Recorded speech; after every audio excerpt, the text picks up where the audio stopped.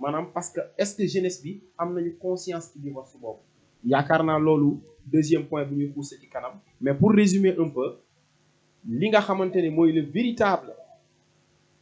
problème entre jeunesse bi ak politique yi ci ñaari action yi la tabaxu la jeunesse a de l'espoir la jeunesse a de la vision mais malheureusement suñu formation politique yi ñu am dañuy fowee ñaar yooyu ci ndaw. non mais attends ñu taxaw tuuti rek ci même avis bi tey jii nii buñ defee analyse perte d'espoir nga gën a gis que am espoir lan moo mën a justifier loolu. su fekkente ne dama am un espoir jàpp ne si lii may militer ñu doon nangu ñu woowee que c'est un militant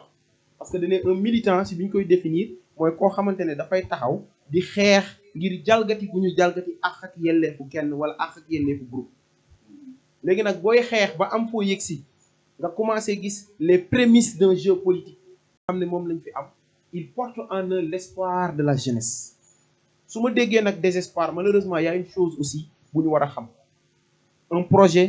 ça se construit sur des années. mais juste il fallait que ñu avancer parce que comme problème mu temps la Eric su may ñëw ci yow ci côté responsabilité lay wax responsabilité bi exactement bu ñuy waxee côté rupture détails sew sewaan yooyu boo may répondre ci kan moo war a gën a am la part de responsabilité loolu nga may wax. non si responsabilité bañ ciy wax wàllu rupture man je me dis que cette rupture elle doit venir du peuple elle doit venir de la jeunesse parce que en réalité l'élite politique tey les hommes politiques boo leen boolee bariwuñu c'est une toute petite minorité ils ne font même pas 1% de la population et à ce que je sache tey bu fekkee ne dañuy jël ay exemples toutes ces grandes nations aujourd'hui qui s'imposent à travers le monde suñuy président di daw di fa dem la désolation des jeunes lan moo tax ñu am rupture am divorce par rapport politique yi dañ ci am responsabilité la jeunesse mais aussi la population. kan moo am la plus grande part ci responsabilité bi. bonne question la plus grande part de responsabilité man à mon humble avis tey bu ñu naan démocratie Demos Kratos le pouvoir du peuple c'est les hommes qui font l'histoire c'est la démographie qui fait l'histoire et non l'histoire qui fait la démographie engagement d'une population dafa am solo il faut que nos populations dafay am foo xam ne au-delà du vote il faut qu'on ait ce qu'on appelle la conscience citoyenne et qu'on sache une chose on ne saurait connaître un développement mënuñu dem fenn te personne ne va venir développer notre pays à notre place. donc monsieur Aidara yaakaar naa ne dégg nga li mu wax donc juste tamit mu préciser ay points yoo xamante ne yu am solo lool donc man tamit juste rek balaa ma avancer dama lay wax rek. mooy exactement surtout les politiciens on peut dire avant ñuy falu dafa am benn discours boo xamante ne dañ ko tàmm di mener mais dañoo am problème mu renouveler seen discours une fois que ñu nekk parti au pouvoir. xam nga mooy li ma lay expliquer léegi sànq maa ngi koy wax dañu war a juger dans l'élan de la démagogie mooy damay jaay gént askan pour askan man maa fal ci gént boobu ma leen di jaay. bu dee comme rajo wala demee noonu dëgg la gars yi di nga ci gis ñoo xamante ni dañoo honnête dañ ciy seet seen travail bàmmeel dañ ciy seet seen diggante ak yàlla dañuy liggéey ca yàlla tax mais daf ci bari ñoo xamante ne fañ toog moom ko exactement da nga ci télé yi gën a mag Sénégal nag sax laay wax. parce que tey jii rek ñun déjà yàlla dimbali nañu GMTV kenn nekkul suñu ginnaaw mais autorités yi sax gëmuñu ne kenn nekkul suñu ginnaaw ku ci nekk gëm nga ni sa wujju moo nekk suñu ginnaaw dañu buux dañu may fit d'ailleurs nag léegi nag ñun loolu lañ doon xeex bu fekkonte ne woon am na kenn koo xamante ne nekk na suñu ginnaaw wala def na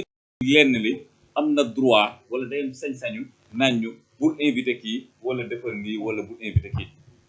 parce que du ñàkk tey jii rek déjà am na ku ma envoyé message nee ma sa plateau bi xam naa ndar naa desee neex ma ne ko lu tax en faveur Ousmane Sonko kenn du ko fa wax lu ko naqari mais malheureusement nekkuñu wax pour lu neex Ousmane Sonko wala lu ko naqari te exactement. mais tey aussi benn affaire aussi l'objectif tey y avait un thème plateau spécial la indiwuñu antagonisme politique mooy le storytelling et le tititainment mais ñun on est libre donc man sama dernière question ci yow ana ban candidat lañ war a gëm ni kii war naa mën a indi changement. balaa may ñëw ci candidat bi indi changement yow mi may déglu nekk ndaw wala nga nekk mag yow mi nga xamante ne mag nga démb am nga échec yoo doon def ba ngay tànn ba ngay voter jot na nga corriger ko yow mi nga xamante ne ndaw nga amaana yaa ngi doog dugg ci buntu voté wala boog yàgg nga voté mais juum nga mais li nga juum ci politique bareegul jot na nga corriger ko ci naka am na foo xam ne bu fa askan tolloo dafay jël son destin en main le président Mamadou Dia daf ne woon bu ñu ma tegalee entre droit ak devoir ndax droit mooy sama àq ak sama yelleef sañ naa ko bàyyi mais devoir ñeme ma ko bàyyi te vote devoir la tànnal sa askan ki nga xam ne moo koy jiite c'est un devoir boo xamante ne day exister jusqu'à la fin des temps parce que histoire dafay bind lool ñun nag le mouvement ànd defar suñu gox jàpp nañu ne le président Tamsir Séga Ndoye c'est le candidat idéal lan moo tax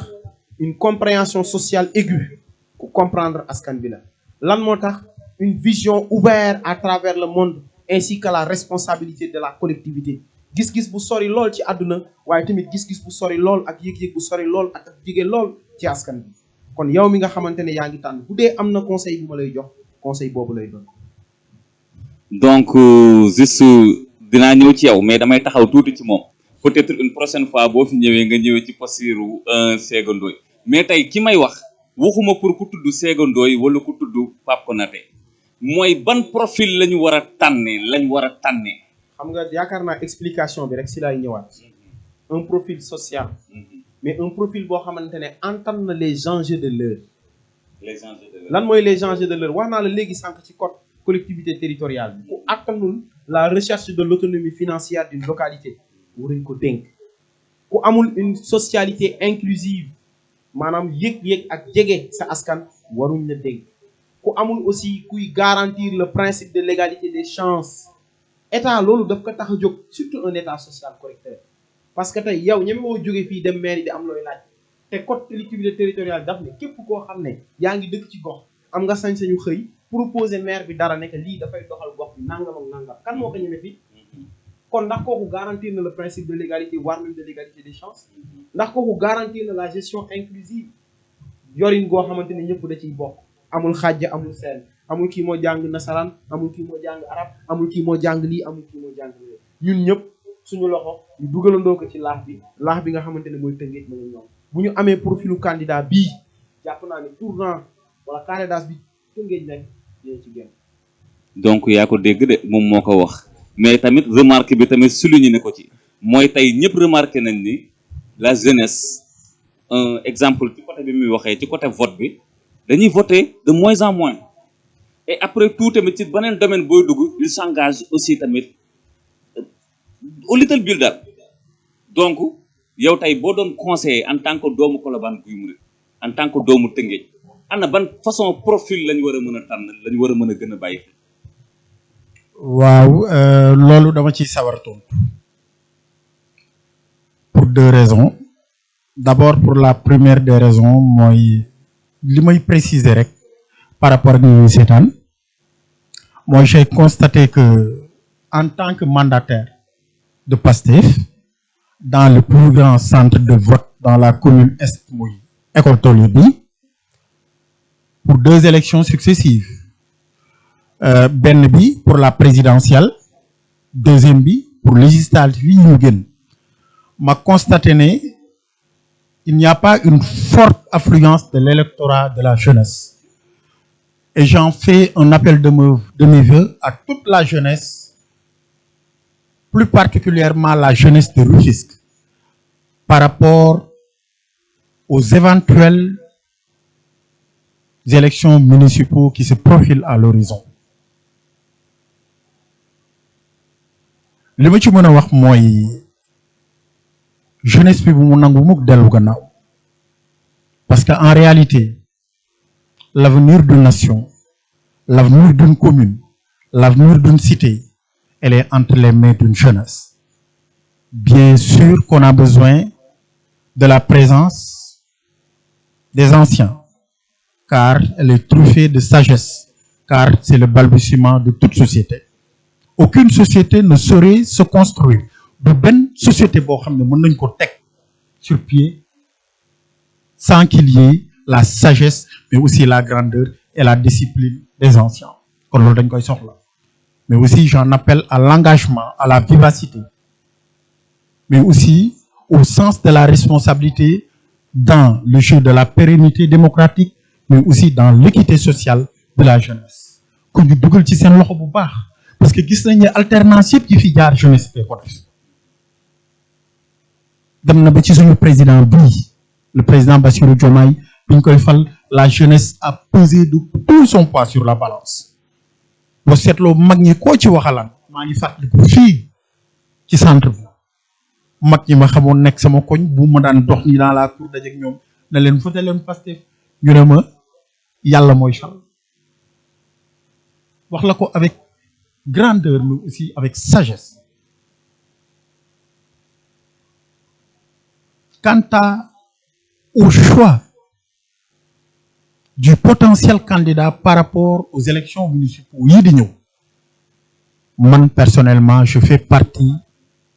du collège des coordonnateurs de la commune Est bokk ci bureau communal nekk coordonnateur Pastef Guy Marius. Je ne saurais me prononcer pour aucun choix. Il y en a des gens très responsables, avec un bon profil, avec un bon souci du bien-être de la cité, qu'elle soit de Guy Marius, qu'elle soit de Rufisque Est, qu'elle soit de Rufisque, qu'elle soit de tout le Sénégal. Des gens d'un engagement qui ne courent pas toutes les rues. te précision bi ma ci bëggoon def mooy Pastef parti la boo xam ne dafa am discipline du parti tey buñ ci tolloo bu ñu jàppee ne l'heure est venue de présenter un candidat dans le bureau communal ici à l'Est. Ceux qui se croient ñëpp ñi nga xam ne am nañu yaakaar ne war nañu mën a déposer dañuy déposer mais on va vers des primaires yooyu bu ñu voté ki nga xam ne mooy génn pour représenter Pastef sortira par des voies autorisées et par le canal médiatique autorisé pour dire aux populations de Rufisque Est que kii mooy suñu candidat. moo tax may ñaan yàlla na yàlla defar lépp ñu fekkee bu kenn manqué incha allah buñ ci tolloo Pastef fera une déclaration solennelle pour dire que kii mooy sama candidat. donc mbokk yi yéen a ko déggandoo ñuy waxaat ñu ngi am contentement ci loolu donc juste yéen a ma dégg ngeen sama question dégg ngeen liñ ma tontu sañu ku ci war mais nag ku nekk am nga voilà libre nga pour tontee ni nga xamante ni noonu nga ko bëggee donc juste nag du loolu laa doon xaar mais di leen wax ni rek point de départ la. nii dinañ ko fi faral di ko amee incha allahu rabbi mu doon benn ligne de continuité di gën a xóotal affaire yi dinañ bàyyi ay coordonnées yoo xamante ne ñoom ay questions dinañ ko ciy mën a dugal ñu am yeneen thèmes yoo xam ne bëgg nañu ko proposer dinañ ko jël teg ko fii mais juste ñoom dernière question bii ñu tontu nii ak li ma bëgg a dégg bokkul mais comme temps bi xoj nañu nañ bàyyi ba beneen yoon ñu posé waat ko gën cee enfoncé donc di la remercier ci teew bi c'était pas évident fi nga jóg sori na tooy na. mais dafa am benn gëm-gëm bu nekk ci yow donc loolu dafa nekk loo xam ne c'est à saluer nekk na lu sori ci ñun nag donc di la jox kàddu gi rek nga tàggoo ñu xool nu ñuy def pour beneen yoon incha allah. bon di tàggatoo di ñaanal ñëpp rawatina département bu Rufisque mais aussi di am sensibilité ci ñi nga xamante ne bu tawee dañuy am jafe-jafe amaana mën na la bañ a dal yow waaye dal na sama morom ñi nga xamante ne ñu ngi ci jafe-jafe ci waxtu bii nga xam ne bu tawee tuuti dinañ am jafe-jafe ndax seen dëkkuwaay ñu ngi leen di massawu bu baax a baax a baax a baax mais di profité ci occasion bi tamit ngir remercier mbooleem ku toogoon di ñu déglu mbooleem koo xamante ne tamit di nga ñu teewlu après ndax sa ay xat-xat wala sa ay activité moo la ko mayoon waaye di remercier aussi la totalité du mouvement ànd defar suñu gox di remercier aussi la grande coalition du PASTEF di remercier aussi sama grand sama xarit sama confident parce que dañuy waxtaan ci lu bëri muy monsieur Eric Badji di la remercier yow le présentateur aussi di remercier la totalité de la population rufisquoise di leen wax ba beneen yoon jërë ngeen jëf yàlla leen yàlla sàmm leen te aar leen. Eric.